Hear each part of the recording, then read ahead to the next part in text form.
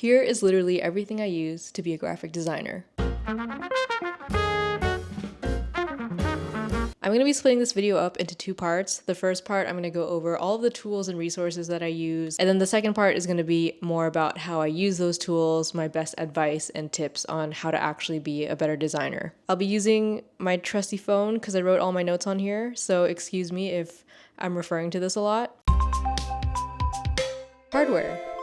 I currently use the MacBook Pro M4. I will put the specific specs right here. Sometimes I'm running Illustrator, Photoshop, Premiere, and then like 100 tabs at the same time, and so I figured it might be nice to upgrade to a beefier computer. But before that, I was using the MacBook Pro M1, and that got me through most of college and the start of my freelance journey. So if you're just starting out, I think that's a great laptop. I also take a lot of pictures and videos on my iPhone 16. No complaints about the camera, it's great. And before that, I was using the iPhone 12, which was also really solid. When it comes to hardware, I think the most important tool that I use for design is obviously my laptop, and then everything else is kind of secondary to me. I'm quite a simple girl. I used only my laptop and the built-in trackpad for the first 6-7 years of my design career. I only recently got this monitor and this keyboard and mouse. This is the LG MyView Smart Monitor. It's 34 inches. She's curved. She's wide. She's great. I use this monitor mainly for like emails and day-to-day tasks. I think if you're looking for something with intense color accuracy and specifically for graphics and designing, I would consider looking at other options. I think she's great for everyday use though. I just want to disclose that LG was very kind to send this to me. Same with Logitech. This is the Logitech Pop Icon keys and mouse. Really cute. I get a lot of questions on what this is.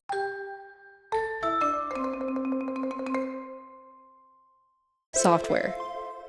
I got my start in graphic design with the Adobe Suite because I was introduced to it in college. A lot of colleges partner up with Adobe, so students are able to get free Creative Cloud during their entire 4 years there. If you're not a college student or your college doesn't have that, I'm going to try to include other resources that are not Adobe just because I know it can get really expensive. Adobe Illustrator. The program that I use by far the most is Adobe Illustrator. They say you are most comfortable with the program you learned first, and that is the program that I learned first. This is a vector-based program, which means it is super easy to resize and scale illustrations up and down without losing quality. You can play with typography, you can illustrate in it, you can make shapes. I put artwork on die lines here for packaging projects. I make posters. I create brand identities. Literally, like most things that you see around here, I've created with Illustrator. This also goes for magazines and layouts. I know a lot of people use InDesign for that.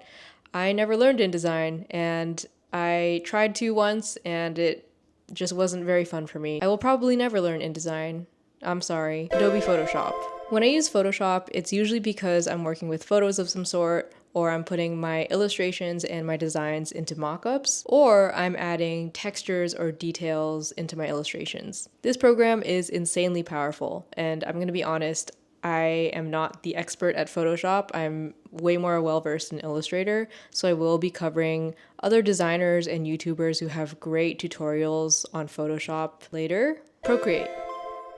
I use Procreate sometimes, but I definitely use Illustrator and Photoshop way more. And that's because I don't really freehand draw. I'm more of a trackpad girl. It's $12.99 on the App Store, and I use it on my iPad. A lot of artists make brushes and tools and resources that you can buy for Procreate. If you're really into illustration and freehand drawing, I think it's very worth the $12.99. I also know people use Procreate to do little handwritten subtitles, or they animate illustrations, and it's very cute. Figma.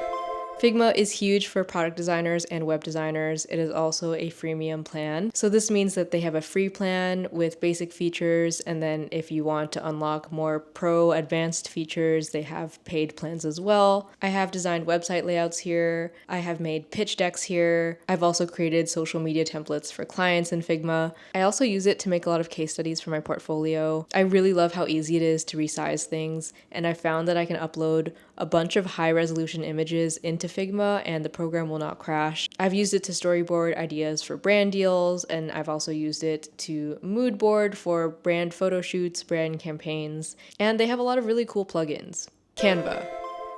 I personally don't use Canva too much but they have a really good freemium plan. I used it to make a slide deck in college and it was very simple. It was super intuitive. Would highly suggest checking it out. Adobe Express.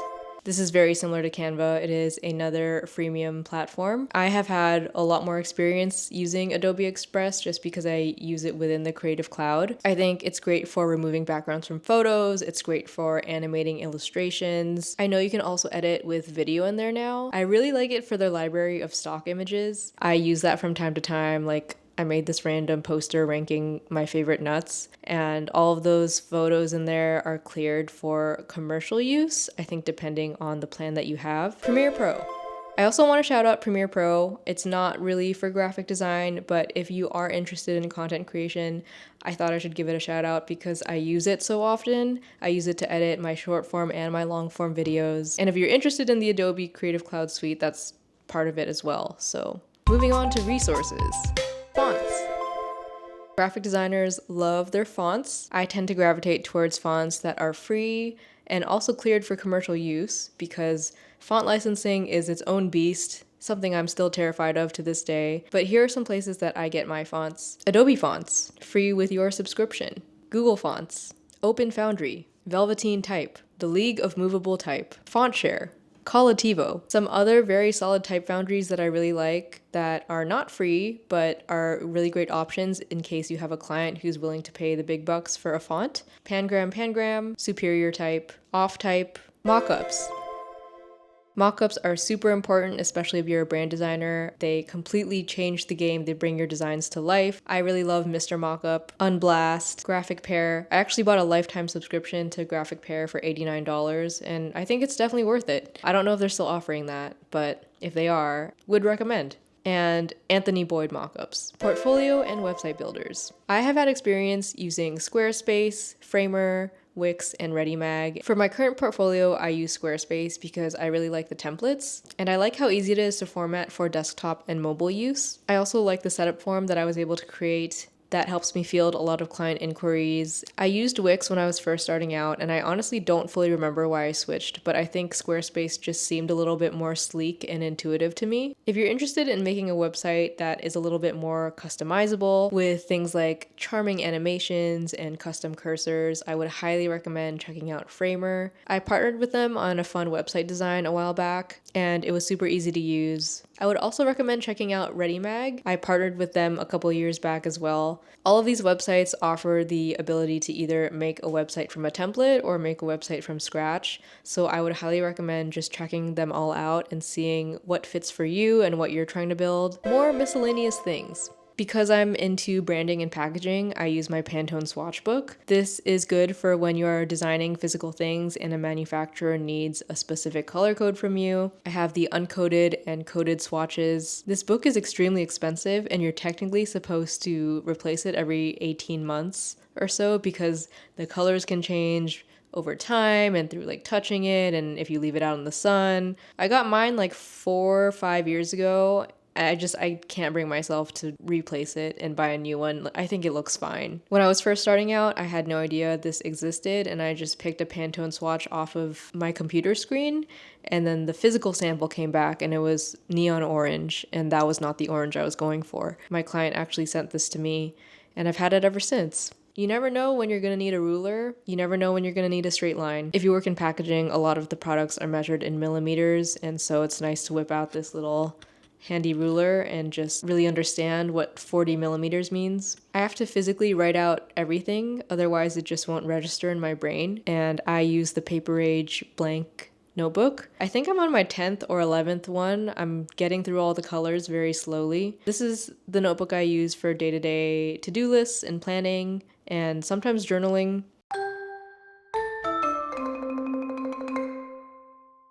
I've tried many pens in my life. I don't remember the last time I used a pencil. I actually used to take my math tests in pen, which is crazy. The pen I've been using for the last 10 years is the Pilot pen. I love the 0.5 and the 0.38 weights. I get a lot of questions on what printer I use. I just go to my local printer store. Usually when I print out things, I want them on thicker cardstock paper, or they're kind of large format. They're like big posters. So I go to Copy Central. but honestly, like any local print store will probably do. I do have a printer, but I mostly only use it to scan things. This is the specific one. It's the Epson printer. I like it for scanning photos and things when I want to like digitally journal, but I'm still in the market for a really good printer.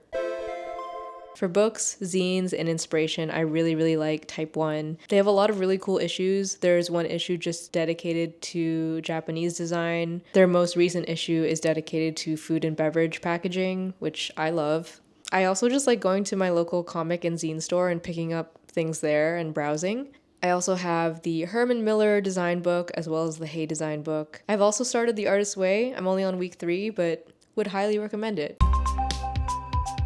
So, you have the tools and the resources, but how do you actually become a graphic designer? This is all my rapid fire advice. Make something every day. You can watch all of the videos, all of the tutorials, you can read all the books on how to be a designer, but you learn the most by doing. I'm a huge believer in just learning by making things and starting even when you don't really know how to. That's why I made an interactive Illustrator tutorial where you come out making 3 different posters. When I was first starting out, I would look at inspiration on Pinterest or Instagram and I would think, why do I like this? Like, what specific thing about it do I really like and want to learn? For example, I would really like how a designer used textures in their illustrations, and I would think, how did they add those textures and that detail? Then I'd go and look up a YouTube tutorial on that, like how to add textures in Photoshop, and then learn that specific step. And over time, I just learned a bunch of these tools and skills, and then I was able to go in and practice and start developing my own style. Here are some cool YouTubers with great design tutorials and good design with me's if you want to watch their process and learn from them. But here's the thing,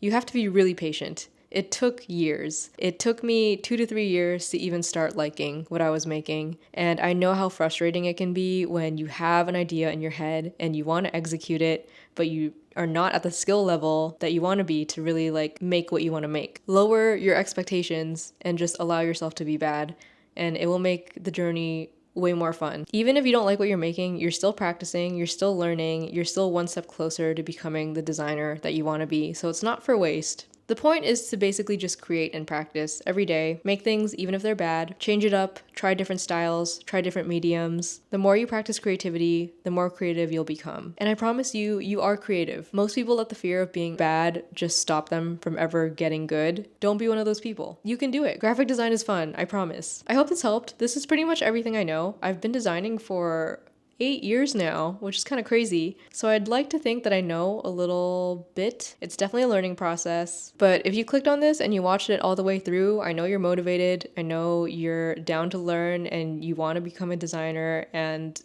you can definitely do it. I promise you, you can do it. Okay, go make something right now. Sending you a big hug.